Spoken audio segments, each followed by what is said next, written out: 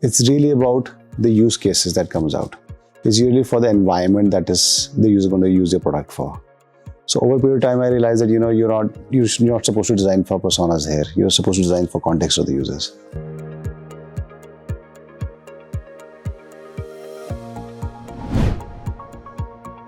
Earlier, when you started, you always thought that design is about simplifying things. It's making it easier. And more, I learned that while it's simplifying is the objective, minimalism is the objective. It's more about being able to really handle the user to his journey, to make sure that he's able to do what he's coming to achieve. Not necessarily simplify, but make it contextually relevant for the user to be able to perform the task. That does not mean removing stuff. At times, it actually means being able to give him a guided journey into the product. So you don't remove necessarily from the product. You actually give him nuances or hints where he can move around and he's comfortable with using the application.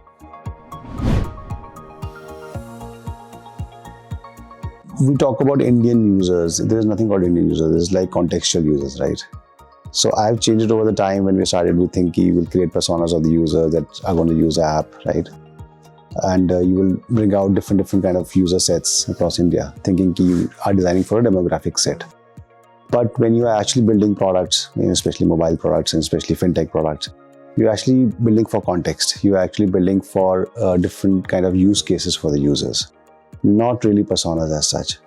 You are optimizing for the context, but you can create, you can have some kind of things which are like accessibility and those for different kind of users, but it's really about the use cases that comes out.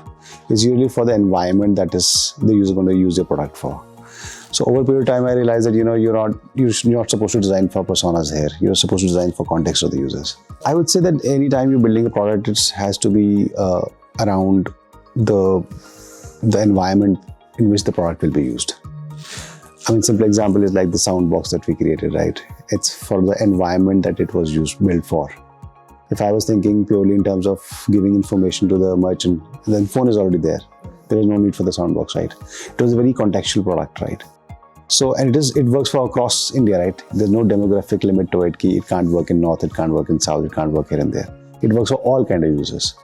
So it was more about the use case, more about the context of where the user is using the product.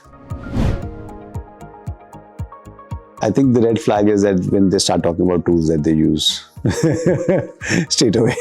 And I think the green flag is when they talk about the problems that they are solving for and how well defined those problems are. I see mix of both. There are all kind of users, all kind of designers who come through.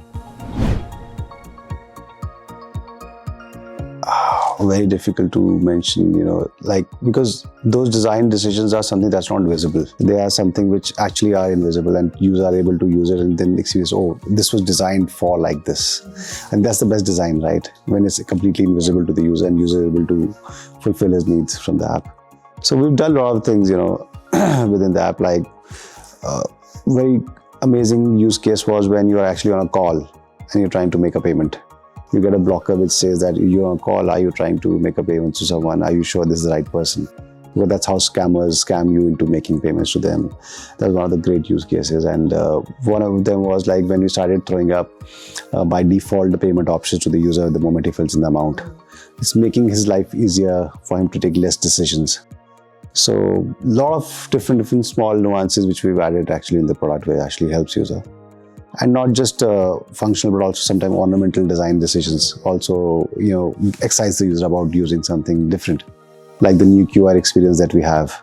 It's more immersive. The moment you open it, it looks like, Netflix kind of a thing comes onto your face. And people, oh, wow, what is this? There's something new. And then they feel delighted about it. So a lot of things have been done both on the ornamental side and on the functional side of things, which have helped the users. Don't optimize for tools. Optimize for bringing out the best in the messy situations for the user. If you're able to, make your way through those situations, those ambiguities for the user, then you're building a great product for them. Tools are basically just to help you achieve that design objective. They should not be a limitation to creating those. You can go forward and look for something different if you're not able to solve it through a certain tool.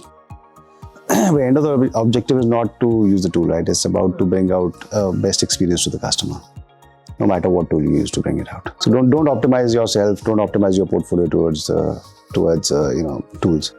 Don't be a pixel pusher. Also, be creative. Be thoughtful in what you're building for.